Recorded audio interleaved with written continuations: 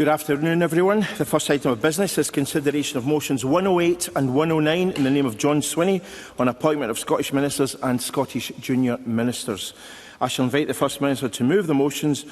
I then will invite each party to make a short contribution. Thereafter, I will ask the First Minister to reply. I also remind members that under Rule 11.3.1 of Standing Orders, the questions on the motions will be put immediately after the debate. Can I invite members who wish to speak in the debate to press the request to speak buttons now? And I call on John Swinney, First Minister, to speak to and move the motions. President, Sir, I move the motions in my name that Stephen Flynn and Ivan McKee be appointed as Scottish Ministers and that Stephen Gethins, Hannah Mary Goodlad, Jamie Hepburn, Sumita Kumar, Kirsten Oswald and Alison Thewliss be appointed as Scottish Junior Ministers. Before I turn to the substance of the motions, I would like to recognise those members of the previous government who are leaving office. Former Deputy First Minister Kate Forbes has had a distinguished career as the first female Finance Secretary, and she has also delivered many significant measures to boost the Scottish economy, from her work to secure investment in Scotland and to the creation of our Tech Scaler programme to support Scotland's start-ups and entrepreneurs. Shona Robertson spearheaded the Commonwealth Games and the Ryder Cup, served as Deputy First Minister and concluded her career by commandingly leading 3 budgets through our Parliament. Fiona Hislop delivered significant improvements in the transport network, began the extension of early learning and childcare, championed our culture sector and represented Scotland to the world for over a decade. Marie Goujon was the driving force behind legislation to protect wildlife, support our farming and rural communities and ensure our food system is fair, healthy and sustainable. Angus Robertson ensured that Scotland remains close to Europe and active in global politics, and that we protect and support our culture and arts. Graham Day helped to bring COP26 to Glasgow, to deliver free bus travel for under-22s, and on 2 occasions capably steered the Government's programme through Parliament. Richard Lochhead has been a friend to Scotland's businesses, particularly small businesses, and was a long-serving Rural Affairs Secretary in the Scottish Government. Natalie Donninnis passionately championed children's rights over her 3 years in office. She helped to ensure Scotland keeps the promise by leading major reforms of the children's care system last year. CoCab Stewart led the Government's national equalities and inclusion work and managed her portfolio with grace and empathy, both of which have never been more needed in the equalities agenda. Jenny Minto led on public health and women's health and was a champion of both. She led on the Government's health plan and the miscarriage patient charter, and in community and preventative measures in health, and I thank her warmly for her service. I thank all of those who have served in government in Scotland, and I wish all of them every best wish for the future. Turning now to today's appointments, I made clear during the election campaign that I would lead a government resolutely focused on the key challenges facing Scotland, from eradicating poverty to tackling climate change to growing the economy. These issues span our society. No one area of government can solve them in isolation. It takes the whole of our government and all of us working together to achieve that objective. So that is a principle that follows the design of the Cabinet that has been put in place. Leaner but with greater purpose, coordination and effectiveness because of it, ensuring a clear focus on our long-term outcomes underpinned by collaboration across government. A number of my appointments have already served in ministerial office. Firstly, I am delighted that Jenny Gilruth has agreed to serve as the Deputy First Minister. Over a number of years, Jenny Gilruth has proven herself to be a highly capable minister dealing with a number of challenging responsibilities. She has demonstrated her ability to work across party lines and indeed with our partners in local government, most notably by averting teacher strikes earlier on this year. As part of her cross-government role, the Deputy First Minister will hold the crucial finance brief, with responsibility for securing agreement each year on the Scottish budget, and I know that she will continue in that spirit of cross-party collaboration. Jenny Gilruth will work particularly closely with Ivan McKee, who will take on the crucial new Cabinet role of Cabinet Secretary for Public Service Reform. Ivan McKee will lead on ensuring Scotland's public services are effective and making efficient use of public funds. I have seen up close how we can dramatically improve outcomes by changing how we organise services, for instance, with the change in our approach to delivering whole family support. That will be the focus for the work of Ivan McKee. Stephen Flynn joins the Cabinet with responsibility for the economy, tourism and transport. Marrying these 3 important roles together is a recognition of how developing Scotland's economy and improving our connectivity go hand in hand. A number of other Cabinet Secretaries returned to Cabinet in recognition of their strong track record of delivery, but in new responsibilities. Angela Constance has made an outstanding contribution as Justice Secretary, dealing with the great challenges in our prison system, as well as introducing landmark changes to support victims and witnesses in the justice system. I welcome Angela Constance to the role of Health Secretary, where her formidable expertise will be deployed to ensure the NHS meets the needs of members of the public. Neil Gray, who has been instrumental in delivering falling waiting times in our NHS, alongside the network of GP walk-in clinics, will become Justice Secretary, continuing the Scottish Government's work to keep people safe, which is the first duty of any government. Mary McCallan has served with distinction in all of her responsibilities, most recently in the crucial housing brief. I am delighted that she will now take on the vital role of Education, Culture and Gaelic. She will put her talent, drive and determination to work, delivering the expansion of early learning and childcare and continued improvements in Scottish education. Nurturing Scottish culture is fundamental to who we are, and this responsibility will also be taken forward by Mary McCallan. Gillian Martin will continue her good work in the Climate Action Portfolio, building on the climate change plan that the Government published at the end of the previous session. She will now add responsibility for rural affairs to her brief. Lastly, in Cabinet, Shirley-Anne Somerville will continue her outstanding work on driving my own personal mission of the eradication of child poverty in Scotland. Under Shirley-Anne Somerville's leadership, child poverty in Scotland is falling and stands significantly below levels in the rest of the United Kingdom. She will take on responsibility for the housing portfolio, recognising the inescapable link between housing and social justice, and she will continue the work of Mary McCallan in tackling the housing emergency. Presiding Officer, let me now turn to the junior ministers that I propose for appointment. I am pleased that Tom Arthur, Siobhan Brown, Jim Fairley, Ben Macpherson and Marie Todd will continue to serve in Government. They have each made significant contributions to Government in recent years, and I am confident that they will continue to do so. Jamie Hepburn will return to Government as Minister for Parliamentary Business, having served ably in this and other ministerial roles in the past. I am also delighted to welcome a number of new members to the ministerial team. Stephen Gethins has served Scotland with distinction at Westminster and has been an important voice on international affairs in Scotland. He will take on the new role of Minister for Europe, External Affairs and Energy. Given the importance of the energy brief in particular, Stephen Gethins will report directly to me as the Government continues to make the case for Scotland's energy to be in Scotland's hands. Kirsten Oswald is an experienced parliamentarian, and I am delighted she will now use her skills and experience as Minister for Victims and Community Safety in my Government.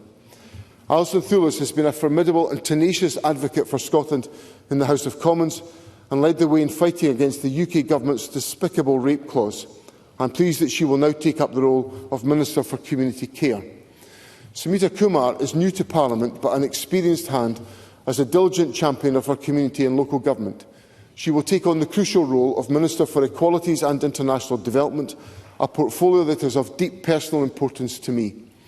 Finally, I am delighted to welcome the newly elected MSP for Shetland, Hannah Mary Goodlad, to Government as Minister for Public Finance. Hannah Mary Goodlad has extensive experience in the private sector and will support both the Deputy First Minister and the Cabinet Secretary for Public Services Reform in her new role. Presiding Officer, as First Minister, I have decided to take on direct ministerial responsibility for constitutional matters. The election result on the 7th of May, in which the largest ever number of pro-independence MSPs was elected, makes clear that people in Scotland desire constitutional change. With polls showing support for independence in Scotland now in the majority, and with pro-independence First Ministers now in office in Scotland, Northern Ireland and in Wales, the constitutional question is now reaching a tipping point here and across these islands. Put bluntly, successive Westminster governments have tried to wish support for self-determination away, and as the result of the election demonstrates, they have failed to do so. My entire government, led by me, is committed to continuing to build support for Scottish self-government, and in our daily actions to improve our public services and our economy, all of us are preparing for Scotland to become independent. Presiding Officer, all of these ministers, like me, are ready to get to work, to deliver and to make the change the people in our society want and need and expect to see. I therefore ask Parliament to approve the appointments today.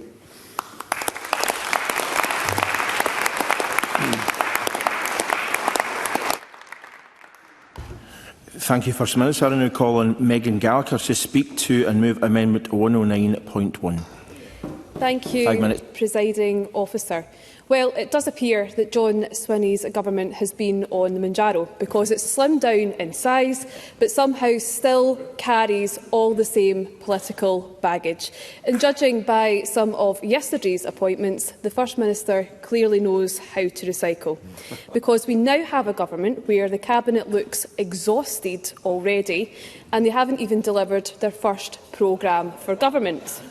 And although no matter how busy some of our Cabinet Secretaries might get, Mary McCallan included, I'm sure she will always make time for calls from world leaders looking for advice on how not to run a country. Because this government talks a big game. They've promised more spending, more subsidies, more childcare expansion, supermarket price controls, more quangos, more intervention, and somehow all of this while still claiming that they can deliver net zero on time and on budget. Presiding Officer, this is a government that acts like it has a magic money tree in the back garden at Bute House, only for the new Finance Secretary to discover afterwards that the roots have rotted away. During the election campaign, the SNP treated the Scottish public to a never-ending parade of gimmicks and giveaways. Free this, cap this, ban this, subsidise that. Every single problem in Scotland apparently solved by another taxpayer-funded announcement and another glossy press release. But now the reality has arrived, because hidden underneath all of these grand promises is a financial black hole estimated at around £5 billion. And the uncomfortable truth for SNP members opposite is this: you cannot endlessly announce Scandinavian levels of spending while delivering a Scottish level of economic growth. At some point, someone has to do the sums. And it appears that task has now fallen to Ivan McKee. Although I'm not entirely sure the Minister for Public Service Reform is the correct title. The Scottish Conservatives consistently pointed out throughout the election campaign that the SNP sums just don't add up. But now we've got a Minister for Cuts, or perhaps more appropriately, as he might be known throughout time, Ivan the Terrible, inflicting fear across government departments as he bursts through the door, swinging an axe, looking for cuts in every nook and cranny he can possibly find. The Nationalists have promised more spending without saying where that money is coming from, meaning that tax rises, spending cuts, or indeed a combination of both, are on the way. I would also like to welcome Stephen Flynn to the Chamber today. But can I just check, Mr Flynn, did you manage to get through the security gates okay this morning? It does seem like the doors at Bute House can be quite tricky to open, but it's good to get some practice in, isn't it? Perhaps the First Minister was trying to keep you out for as long as possible. Because let's be honest, everyone knows why Stephen Flynn is truly here. He's certainly not visiting Holyrood for its architecture. But on a sincere note, I do want to wish all Cabinet Secretaries and Ministers the very best in their new positions. Presiding Officer, despite all the jokes that we're going to hear probably over the next few minutes, there are serious responsibilities at a serious time for Scotland. And that brings me to the amendment in my name on behalf of the Scottish Conservatives. Members across this chamber will remember the debate last session regarding the impact of gulls on communities across Scotland. And Nobody pursued this issue more persistently than Douglas Ross, standing up for his constituents and repeatedly pressing the government on what action it intended to take regarding the growing gull population. What nobody expected, however, was the extraordinary behaviour that was displayed by Jamie Hepburn during those exchanges. Presiding Officer, Parliament is a place for robust debate. We can all accept that. But business managers have a particular responsibility to maintain working relationships right across this chamber. Their job is, in fact, to lower the temperature, not raise it, to build that consensus, not fuel confrontation. Yet during that altercation involving Douglas Ross and Jamie Hepburn, we saw behaviour entirely unbecoming of someone entrusted with that responsibility. If someone demonstrates that they cannot control their temper during tense parliamentary exchanges, they should not be handed the responsibility of negotiating sensitive parliamentary business again a few months later. So, the First Minister should know that it is wrong to reappoint Jamie Hepburn as business manager, because it sends the completely wrong message about the standards, accountability and behaviour in government. Therefore, and on conclusion, Presiding Officer, I urge all members to vote against this appointment at decision time today, and I move the amendment in my name. Thank you. Up to 5 minutes usually means up to 5 minutes, and it would also help if you spoke to your amendment at the start. You only spent about a third of what you said on the amendment. I think in future we'll take a stricter view of people on such matters. I now call Neil Bibby up to 5 minutes, please, Mr Bibby. Thank you, Presiding Officer. On behalf of the Scottish Labour Party, I would like to welcome the new Scottish Cabinet and junior ministers to their roles. May I congratulate every one of the SNP MSPs who has been given ministerial office, and I may confess I am somewhat jealous. John Smith famously said the night before he died that the opportunity to serve his nation was all he asked. Every one of the ministers has been given that precious gift, and I to John Smith, and I hope they appreciate the honour they have been given and make the most of it. As our leader Anas Sarwar said on Tuesday, this is a new Parliament and is a chance to introduce a new politics of cooperation. This is the spirit in which Scottish Labour Party will engage with the Scottish Government. But I must be clear, we will continue to hold Government ministers to account, to challenge them on their failings and to pressure them to focus on the priorities of the people of Scotland. Not opposition for opposition's sake, but to make them better. The election result, depriving the SNP of a majority, proved that the people of Scotland want a politics that is centred on their concerns. The cost of living, our NHS, our economy, safety on our streets. Presiding officers, these are the issues we are expecting ministers to be addressing. And ministers who will make an impact, and I'm not just talking about Jamie Hepburn. If and when Parliament confirms his appointment, I do hope the Minister for Parliament and Veterans will spare a thought for the veterans in his own group who have not got the call-up as of yet. It would be remiss of us not to say that Mr Hepburn's appointment and Kirsten Oswald's appointment as Vice Minister has raised some concerns, but that is for the First Minister to make a judgment on. But to be clear, we do not intend to oppose the First Minister making his appointments, but we do expect ministers to conduct themselves professionally and appropriately at all times and uphold the highest standards. I congratulate Stephen Gethins and Alison Thewliss too on their appointments as ministers, but also particularly congratulate Mary Goodlad and Sumita Kumar on their appointments as the two ministers who are new to any Parliament. That brings me to the Cabinet. John Swinney's election as First Minister is undoubtedly a political achievement, but like many across Scotland, we struggle to see how the man who failed as Education Secretary and created the black hole in Scotland's finances can deliver the leadership Scotland needs now, but we are sure Mr Swinney will do all he can to prove us wrong. And we wish him every success in his duty to serve the people of Scotland. I also extend my congratulations to Jenny Gilruth, who is Scotland's new Deputy First Minister and Finance Secretary. Ms Gilruth has her work cut out for her to fixing the mess that her boss has made of her finances, but we do wonder, given her U-turn on mobile phones in classrooms, whether she'll be confiscating phones on the way into the Cabinet room as well in due course.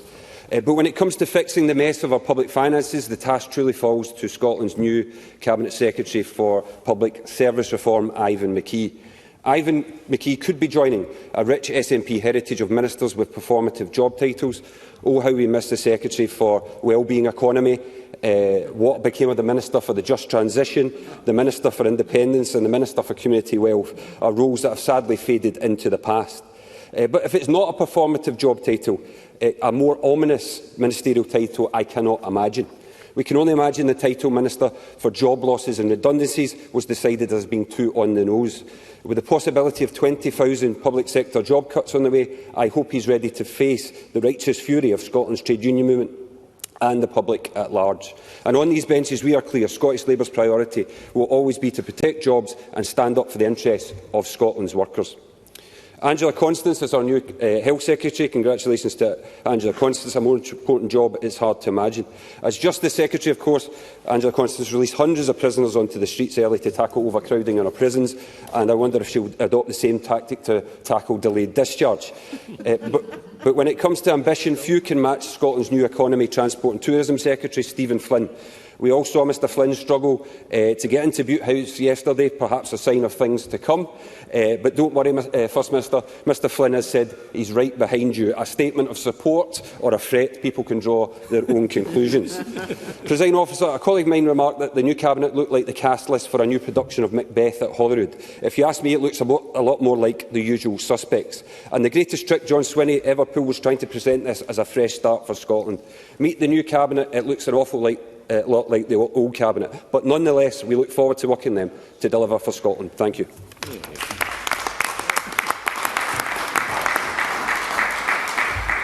Thank you, Neil Bibby. I now call on Thomas Kerr. Up to 5 minutes, please.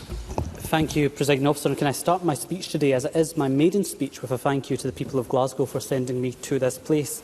It's the honour of my life to represent the communities that I am proud to call home, and I pledge I will do all I can to deliver for my city and do those people who sent me here proud.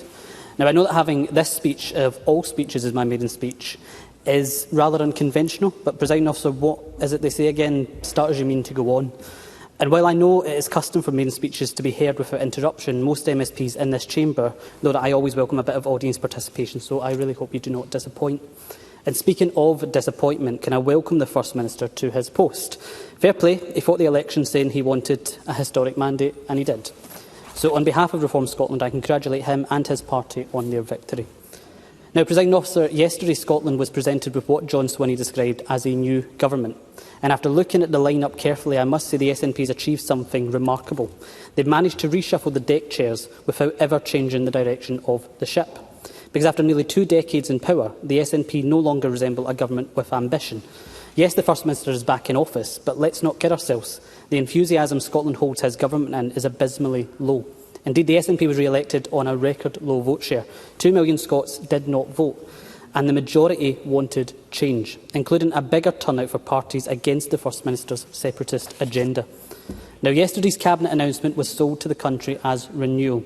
But what exactly has been renewed? After years of bloated bureaucracy, endless quangos, vanity projects and constitutional obsession, they suddenly want Scotland to believe that they are born-again reformers. The public are not fools. So let me examine this new, fresh team, Presiding Officer. Can I start by welcoming Scotland's new Education Secretary to her place? And while developers and house providers across the country will have a sigh of relief, Scotland's teachers and pupils will be hiding under a desk. And I fear that world leaders will no longer be calling the Education Secretary asking for advice. Indeed, she may want to redial and ask for some herself, given the government's record on schools.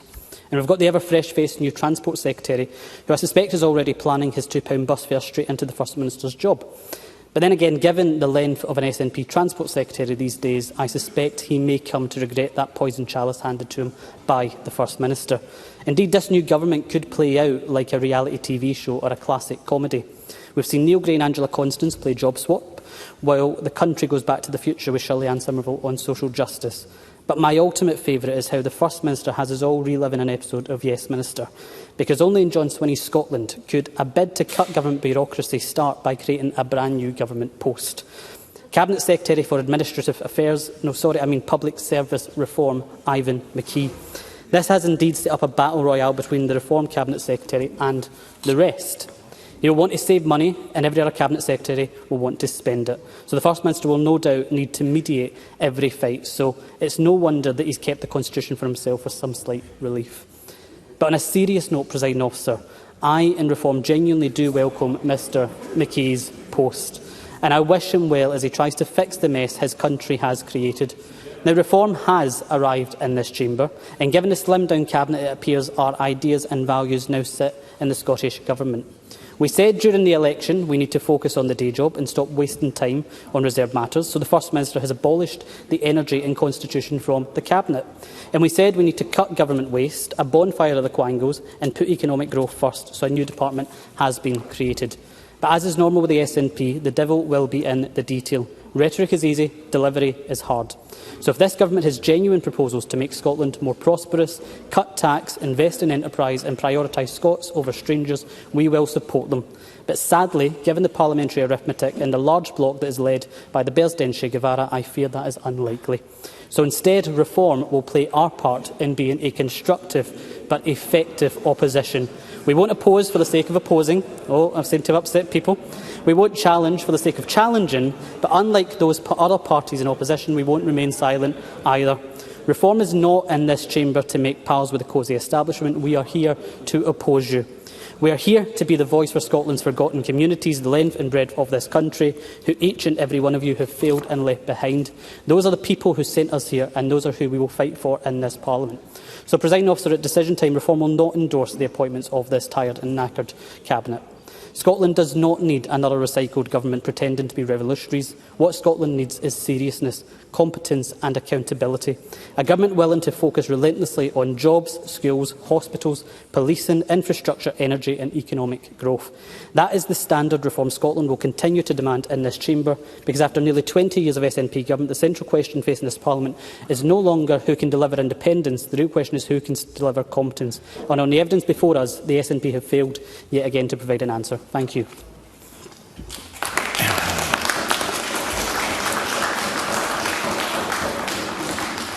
Thank you. I now call on Lorna Slater. Up to 5 minutes, please. Thank you, Presiding Officer. The Scottish Greens recognise the right of the SNP as the largest elected party to form the government, and I offer my sincere congratulations to all the appointed Cabinet Secretaries and Ministers. I am delighted by the gender balance of this Cabinet, and I offer my especial best wishes to Jenny Gilruth as the new Deputy First Minister. I offer my solidarity to Hannah Mary Goodlad and Sumita Kumar.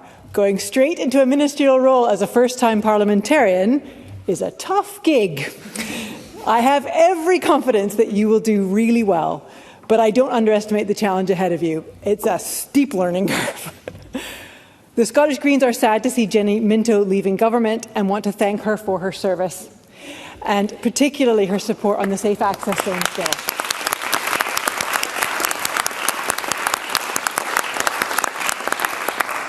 Supporting women to get the healthcare they need is something we can all be proud of.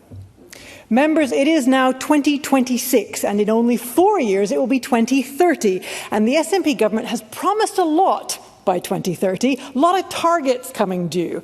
This is going to be the find out Parliament. By 2030, this government are supposed to have stopped the decline of our biodiversity and started on the road to nature restoration on a national scale. This is an international commitment that Scotland has made on the world stage as we led the Edinburgh process on biodiversity. The Scottish Greens will be holding Gillian Martin and Jim Fairley to deliver that commitment.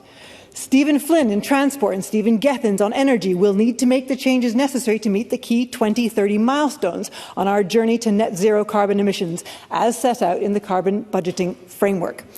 Shirley-Anne Somerville will have her hands full delivering the 36,000 affordable homes that the Scottish Government have promised by 2030. If this government doesn't want this term to be a litany of failure, of cowardice and backtracking, they are going to need to take bold steps quickly. Whether it is brought by Shirley-Anne Somerville under housing, Stephen Gethins under energy, or Gillian Martin under climate, we need to see that heat and buildings bill back, and it needs to pass. We have no chance of meeting our climate targets while people in Scotland are living in poorly insulated, drafty homes which they are forced to heat using oil and gas because of a lack of heat networks, district heating and a national ambition to install low-carbon heating. This lack of ambition in the past is going to hit particularly hard next winter. With the Strait of Hormuz still effectively closed, the price of oil and gas is likely to climb to astronomical heights next winter. And the SNP historical failure to act is trapping millions into high heating costs. We're about to find out what the consequences of that are. We know that all the easy stuff on climate and on fair taxation has been done. What's left now is the hard stuff. The Deputy First Minister is going to have to reform council tax if we have any chance of keeping our frontline public services sustainable. Stephen Flynn, Tom Arthur, Jim Fairley and Gillian Martin are going to have to make some difficult decisions about transportation, industry and land management if they are going to meet the government's own climate and nature targets. We already see the costs of wildfires, of floods. We already see alarming losses of pollinators, of seabirds. We see the encroachment of invasive species like rhododendron into our last few remnants of native rainforest, and we are down to our last few capercaillie. Is this the government that loses the last of the rainforest? Will the actions of this government lead to the loss of capercaillie forever and other species? We're going to find out.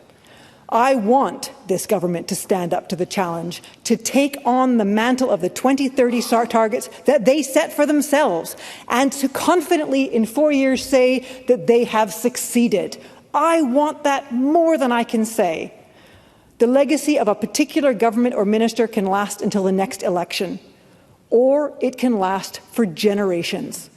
I ask each and every one of the ministers who has been appointed today to think for the long term. Build a sustainable and fair Scotland, and be bold. Thank you.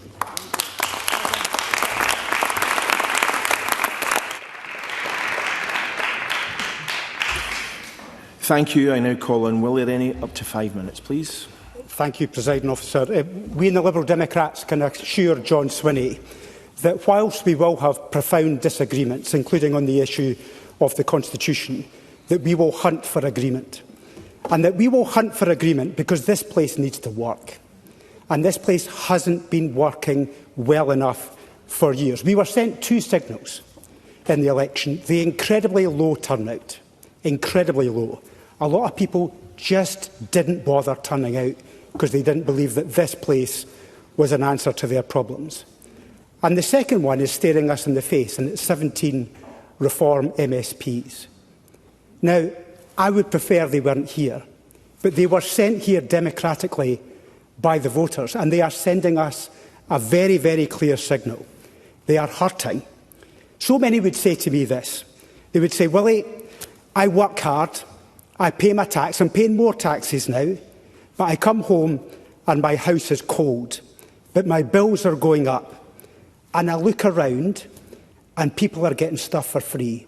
And I think I'm paying for it. Now, they've felt that since 2008. And they've been promised solutions ever since. And they haven't been coming. Now, the problem is they look around to blame other people in those circumstances if we, all of us in this place, do not deliver. So I don't like it. I don't like what they say. But we have to listen to it. We have to listen to it hard and provide solutions, because unless we do, there'll be more of them in this Parliament in future years. And I don't want that to happen. So we need to have solutions, and Liberal Democrats have got positive solutions, tolerant, open, altruistic, looking internationally for solutions, working in partnership, making sure that we can put value in the goodness of work, making sure that everybody can participate in society. So that's a hard lesson for us, and we need to learn it and learn it fast. But I think people did turn to the Liberal Democrats in this election. We've got a bigger group than we've had for many years. In fact, it's the first year we've grown since 1999. Now, I like to take some credit for that, although I'm no longer leader. I managed to bring the Liberal Democrats to the lowest possible level that they could.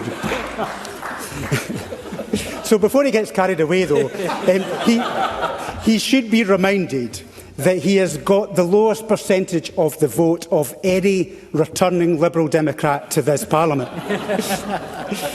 But I do want to pay tribute to the new ministers. It is hard, as Neil Bibby was referring to see others get onto the ministerial ladder. For those who come into politics, we're desperate to get stuff done, to get our hands on the levers of power. So we are frankly quite jealous, and it's hard to see people move on. But as much as we feel that, I can see the excitement in their faces, and that's a joy to see. And there are a few I want to pick out. First is my neighbour, Jenny Gilruth, who I've shadowed on education for some years, a fellow Fifer. Her mother is a constituent who I think secretly votes for me. Jenny keeps denying it, but I think it's true. And for those who were beneficiaries of attending the EIS hustings last year and are hoping to get support from her. She was the one who told 150 teachers, "Don't you shake your head at me," she said to them. So you'll get a hard deal if you think you're going to get anything out of Jenny Goldruth. But perhaps she will be able to deliver on the things that she's talked about in education, in terms of delivering transfers of funding into education to deal with issues like additional support needs. There's a big opportunity there. Now, I talked about pain. And there are two individuals who are in this Parliament who have caused me pain, some time ago, some in more recent weeks. The first is Stephen Gethins. Stephen Gethins memorably defeated us by just 2 single votes in 2017, and I've had many nightmares ever since. But if there was anybody to lose to, it would be Stephen Gethins, because he's a fine parliamentarian and I'm sure he'll make an excellent minister. And more recently is Hannah Mary Goodlad. She managed to take the seat of Shetland, which has been Liberal forevermore. And she managed to do it with some style, and I am sure she'll be a very good minister. She has got the seat that she craved and seat at the table that she craved. And I am hoping... Is that 5 minutes already? I've just got started, Presiding Officer. But can I just say one more thing, Presiding Officer? The final one is the person for Grace Under Fire, and that is Mary Todd. Mary lost her seat to David Green, but she has come back into this Parliament with incredible grace. Because to lose, I know what it's like to lose, but she has handled herself incredibly well, and I'm delighted to see her as a minister.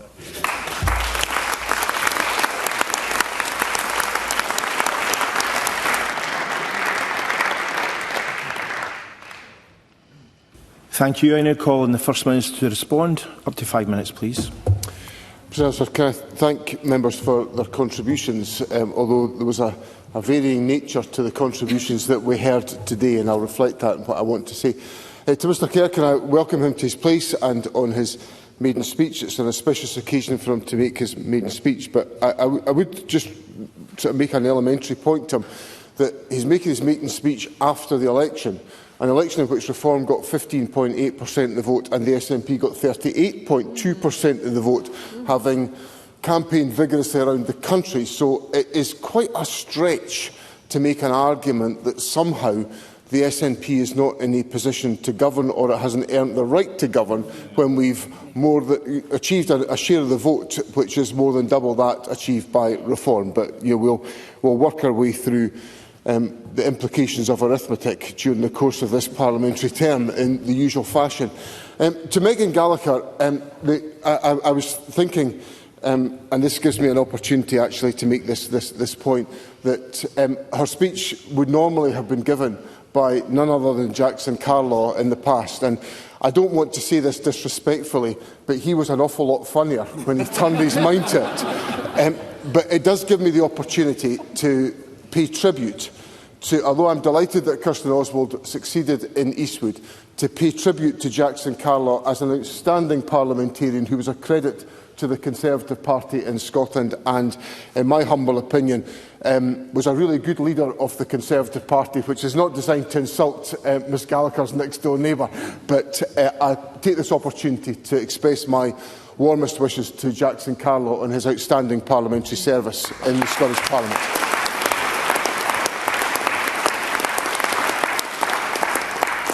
Megan Gallagher raised a substantive issue about Jamie Hepburn. Jamie Hepburn, in my view, addressed the issues that were at stake with Douglas Ross. He did it properly. He stood for election. The people of Cumbernauld and Gethins sent him here with 50.8% of the vote. And I know from all of his interactions with political parties, he is more than capable of being the Minister for Parliamentary Business to do exactly what I need him to do, which is to work with others across the chamber. To Lorna Slater, she was very generous in her tribute to Jenny Minto, a tribute that I associate myself very strongly with. She invited us to be bold in the government, and that's exactly what the government will do in the next parliamentary term. Neil Bibby made the point which I think is the really important point in a very good contribution from Neil Bibby, that the comment from John Smith about the opportunity to serve. And that is what runs through all of my contribution to public service. It has always been what I've wanted to do. So I understand the sense of disappointment that colleagues will feel that they are not in the position to hold ministerial office after the election. But there is a substantive point in Neil Bibby's contribution which resonates with what Willie Rennie has just said, that we are a parliament of minorities, and Willie Rennie said that he and his colleagues were desperate to get things done, and I'm desperate to get things done, so there is undoubtedly space for us to achieve common purpose. And I welcomed what Mr Sarwar said in Parliament on Tuesday in both of his contributions, which I thought moved on to the aftermath of the election and indicated the challenges that we now face. And the challenges we face are how do we collectively work together to address the very serious issues that Mr Rennie raised about how people feel in our communities. And that's what I want to lead a government to do, to make sure that the people I spoke to during the election, who are truly hurting just now because of the financial challenges that they face, because of the difficulties that exist in our society, some of which are a product of domestic circumstances, some of which are a product of events far away from us, but for which we have implications. But what I am certain is that the establishment of the Scottish Parliament gives us a better chance through the exercise of self-government to ensure that we achieve and address those issues about which the public are concerned. So to all parties, as I ask for parliamentary support from my ministerial team, I give the commitment that I gave to Parliament on Tuesday, which is that my government will seek to work collaboratively with others. I have made my position clear about the basis of that collaboration to be taken forward. But we will only succeed if we work together in a spirit of collaboration, and my ministerial team is committed to doing exactly that.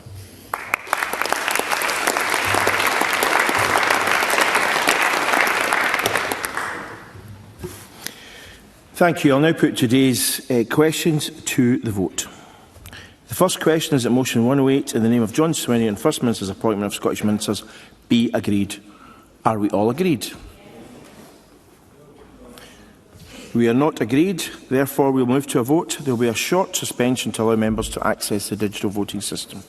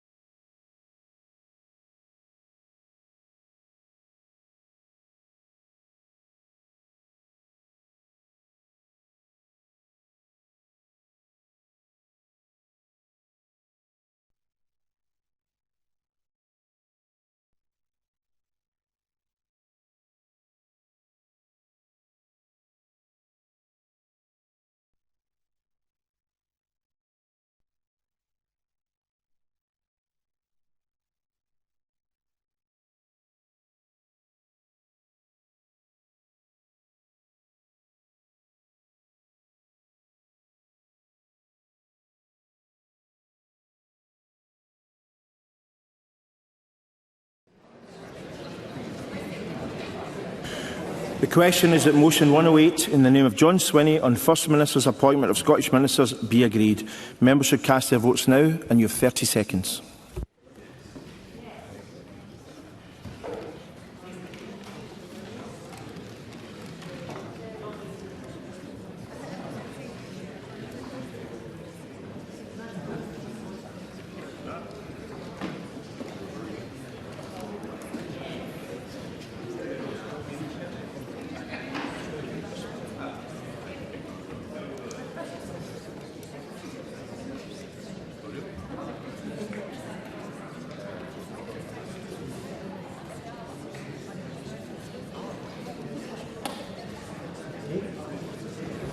The vote is now closed.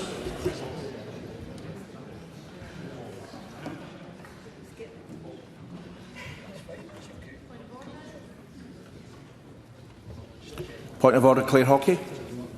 I was unable to access the voting app. I would have voted yes. Thank you. Your vote.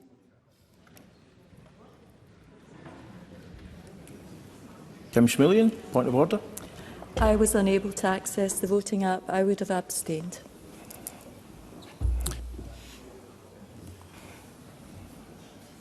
Okay. We'll give you this list. That should be it.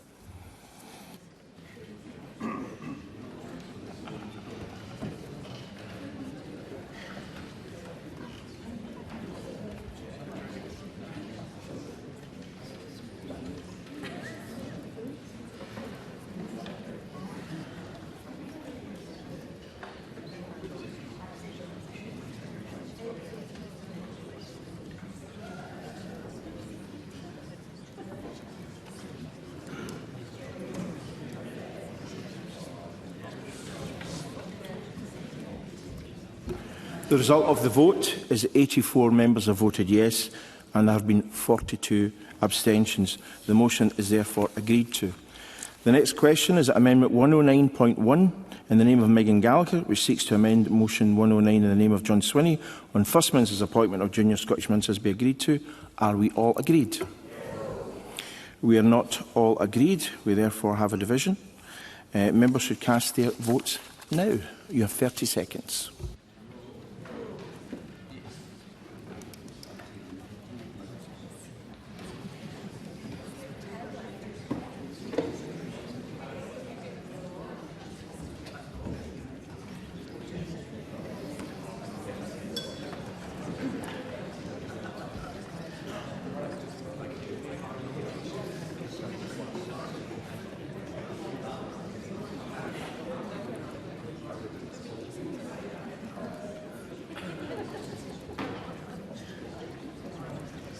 Voting is closed.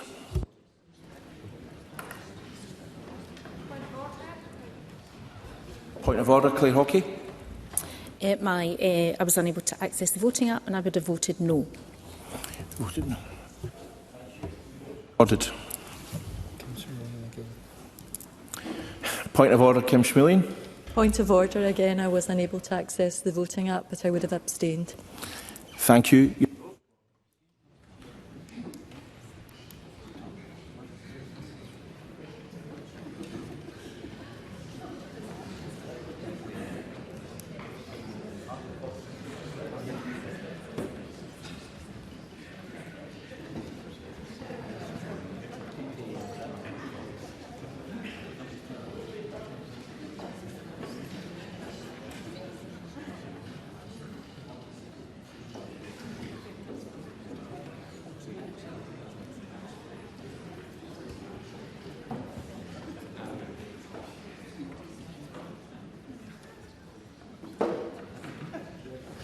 The result of the vote on Amendment 109.1 is as follows. Yes, 11, no, 71, with 43 abstentions. The amendment is therefore not agreed. The next question is that Motion 109, in the name of John Swinney and First Minister's appointment of junior Scottish ministers, and it's not been amended, be agreed. Are we all agreed? We are not agreed. We will therefore go to the vote. 30 seconds.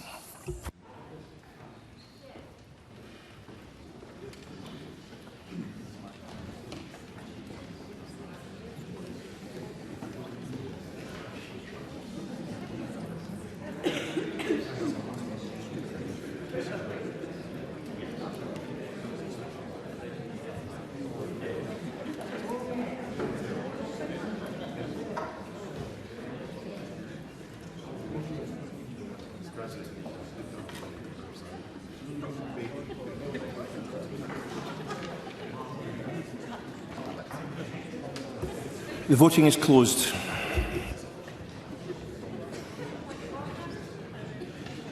Point of order, Claire Hockey. I was unable to access the digital voting app. I would have voted yes. Thank you. Your vote is recorded. Point of order, Bob Doris. Thank you, Presiding Officer. Unable to connect. I would have voted yes. Thank you. Your vote is recorded.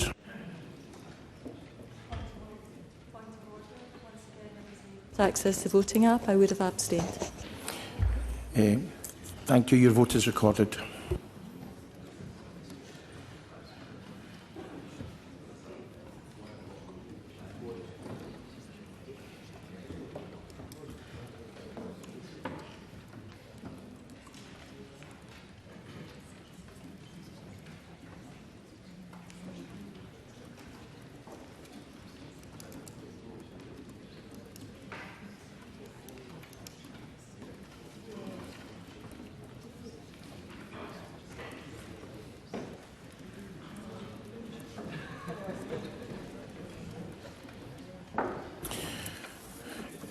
The vote is as follows.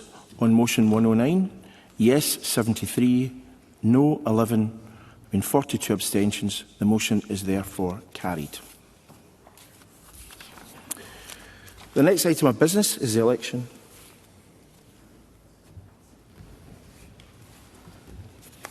Apologies, everyone. The motion having been agreed as a Parliament. As the Parliament has agreed to this motion, the First Minister's recommendations will now be sent to His Majesty to approve the appointments. The next item of business is the election of 6 members for appointment to the Scottish Parliament corporate body. I have received 6 valid nominations for appointment and I will now announce the nominations in alphabetical order. These are Maggie Chapman, Jackie Dunbar, Stephen Kerr, Liam MacArthur, Polly McNeill and Graham Simpson. As the number of candidates is equal to the number of vacant positions on the SPCB, I will invite members to agree that there be a single vote to elect all candidates. If any member objects to a single question being put, please say so now.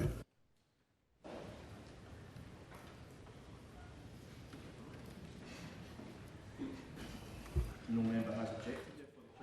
Following members be elected for appointment to the Scottish Parliament corporate body: Maggie Chapman, Jackie Dunbar, Stephen Kerr, Liam MacArthur, Polly McNeill, Graham Simpson. Are all members agreed? Members have agreed. We will now move to the next item of business. And the next item of business is... We do have to put... Sorry, even though it's unanimous, I've been advised that we do have to put that to the vote. So, we shall do so. All those in favour?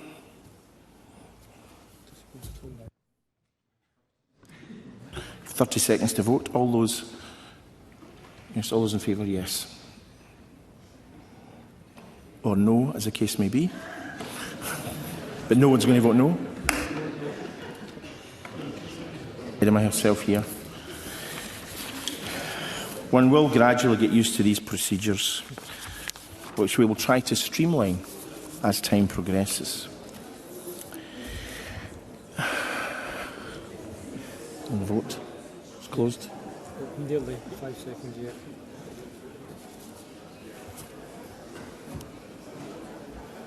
It's closed now.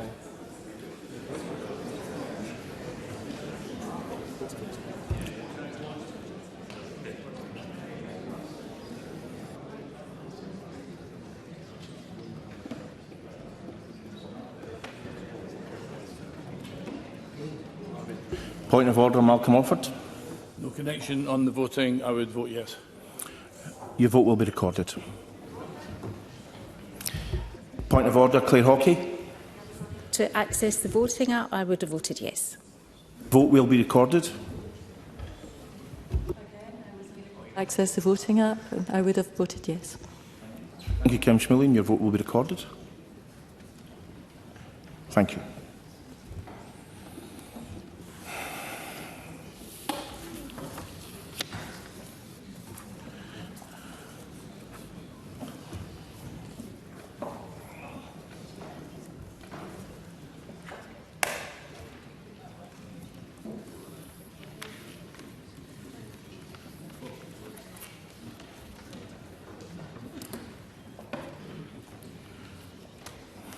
Colleagues, the result of that vote has now come through. I know you're all on tenterhooks. There were 123 votes for, no one voted against, no one abstained, and therefore the members of the Scottish Parliament corporate body are Maggie Chapman, Jackie Dunbar, Stephen Kerr, Liam MacArthur, Paul McNeill and Graeme Simpson.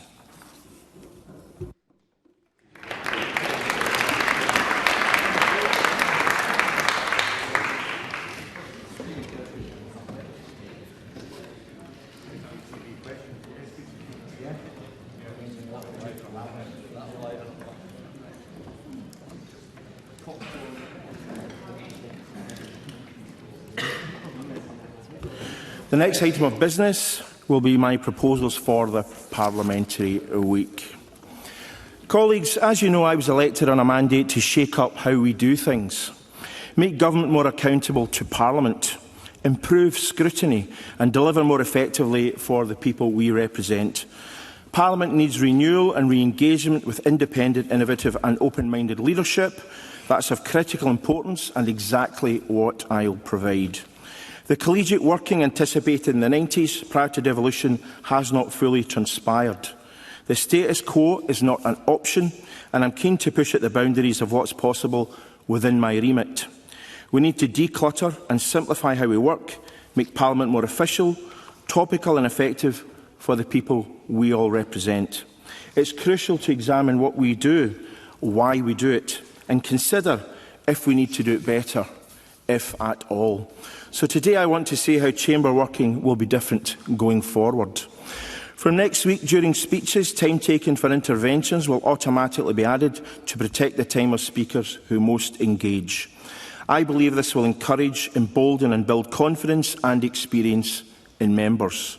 While time will be built into debates, it might mean that on occasion we run over by a few minutes. Interventions should be short and sharp, of course, not many speeches in themselves.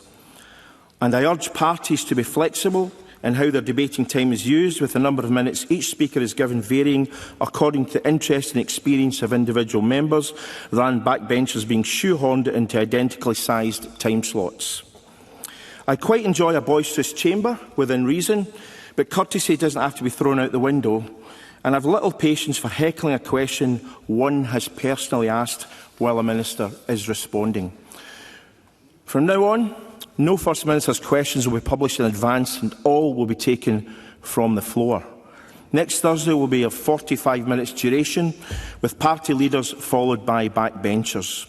We will have 3 questions from Labour, Reform and the Greens respectively, with 2 each from the Conservatives and Liberal Democrats. Leader FMQs, debates and statements will Labour and Reform alternate each week as to which party leads from the opposition. For devilment, and to freshen things up, I might occasionally reverse the order with the Liberal Democrats opening, followed by the Conservatives and so on. We shall see.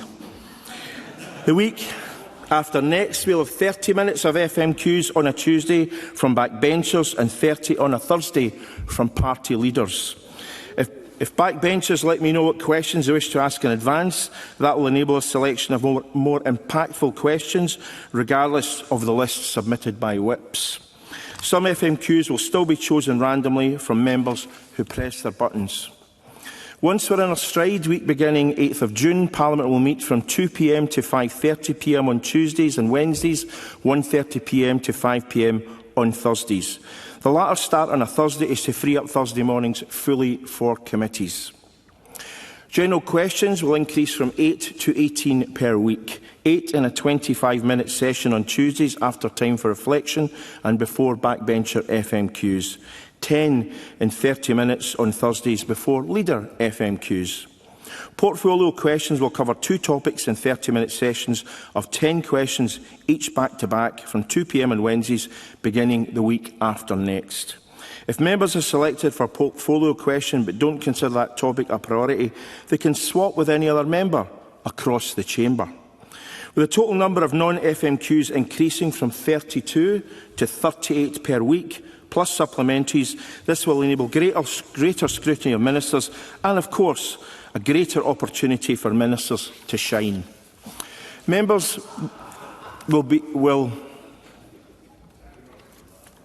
Members' business will be each day after decision time, with the need to have cross-party support for a debate reduced from having members from 3 parties out of 5 in the last Parliament to 2 out of 6 in this one. I'm keen that events and cross-party groups can take place during members' debates. When plenary has been delayed, it's wrong to have people who might have travelled from across Scotland or beyond waiting at visitor services for ages because perhaps a dozen members are involved in a members' debate. This is a Parliament for all of Scotland, after all, and visitors need to be considered. Lastly, I want to touch on points of order. Under Standing Order Rule 8.17, any member would question whether proper procedures have been or are being followed by making a point of order. I and my deputies expect members to identify the relevant procedure that is of concern at the beginning of any point of order. We will not allow valuable chamber time to be used up on matters that are clearly not points of order. Colleagues, many issues have still to be deliberated over, agreed and brought forward, and in this I seek the help of all members. We want this Parliament to be more impactful and effective, so please feel free to discuss with me, or indeed my deputies, your ideas, as some members have already done so. Thank you.